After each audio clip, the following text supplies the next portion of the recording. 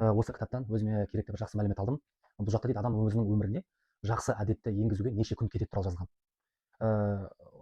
Бір ғалымда тәжірибе жасаған, ол тәжірибеде 280 адамды алып, соның ішіндегі ең жылдам әдетті қалыптастырған адамның күн есебі 18 күн болған екен.